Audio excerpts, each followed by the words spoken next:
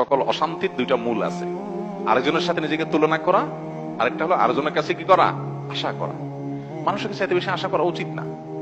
স্বামী হোক, স্ত্রী হোক, ননদ হোক, দেবর হোক, শ্বশুর হোক, শ্বশুর বাড়ি হোক, এমনকি বন্ধু বান্ধব হোক, আপনার কোনো বন্ধু বান্ধব যদি আপনার সাথে বেঈমানি করে, আপনার খুশি হওয়া উচিত। খুশি হওয়া উচিত। কেন খুশি হবেন? বেঈমানি করলে আবার খুশি হবেন কেন? খুশি হবেন এই জন্য যে আলহামদুলিল্লাহ একটা জায়গায় ছিলাম এতদিন, আল্লাহ আমাকে জায়গাটা চিনিয়ে দিচ্ছে। যদি বেঈমানিটা এখন না করতো, আমারে আরো কিছুদিন বাড়াইয়া তারপরে করতো, আমি আরো বেশি ক্ষতিগ্রস্ত হইতাম।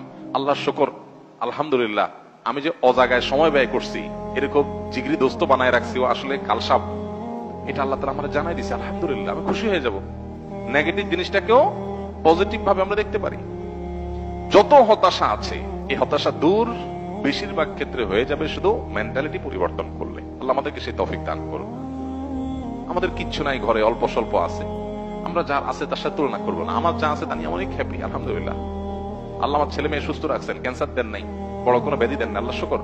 কিন্তু কাউকে ক্যান্সার দিয়েছেন, আলহামদুলিল্লাহ আল্লাহ তাআলা আমাকে মরার আগে তওবা করার সুযোগ দিয়েছেন। একটা ওয়ার্নিং আসছে, আমি এখন প্রস্তুতি নিয়ে যেতে পারি। অনেকে হঠাৎ চলে যাচ্ছে অ্যাক্সিডেন্টে, সেটা প্রস্তুতি নিতে পারে নাই। খারাপ কাজ করতে করতে গুনাহের পথে থাকতে তওবা করার আগে সে চলে গেল। আলহামদুলিল্লাহ আমাদের একটা ওয়ার্নিং পিরিয়ড পাইছি, এই সুযোগে আমি তওবা করে আমার আখিরাতটাকে সুন্দর করে যেতে পারি। প্রত্যেকটা নেগেটিভ জিনিসকে পজিটিভ দেখা যায়।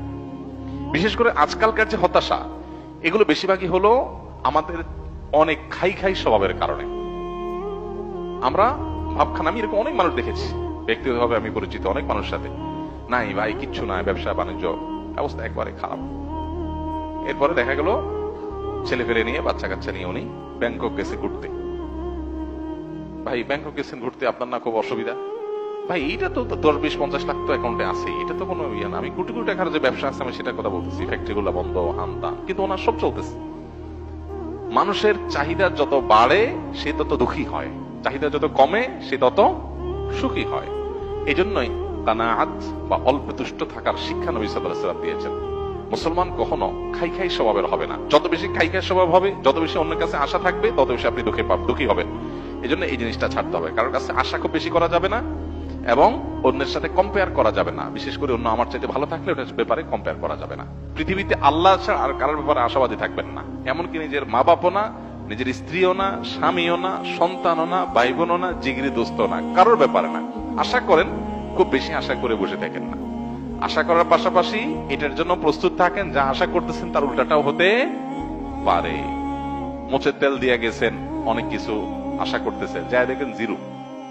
হাইসা দিবেন যে আমি তো বোকা ছিলাম, এই জায়গায় আমার নসিবিটা বরাদ্দ ছিল না, অথচ আমি মোচের তেল দিয়ে আসছি। ভাও, কাঁঠাল খাওয়ার জন্য মোচের তেল দিয়ে আসছি, হাইসা দেখি কাঁঠালই নাই, কাঁঠাল পুরোটাই নষ্ট।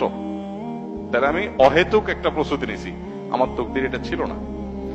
তো ইমানদার নিজের জীবনটাকে ইজি করার চেষ্টা করবে, সে সুখী থাকবে ইনশাআল্লাহ তাআলা। আল্লাহ আমাদেরকে তৌফিক দান করুন।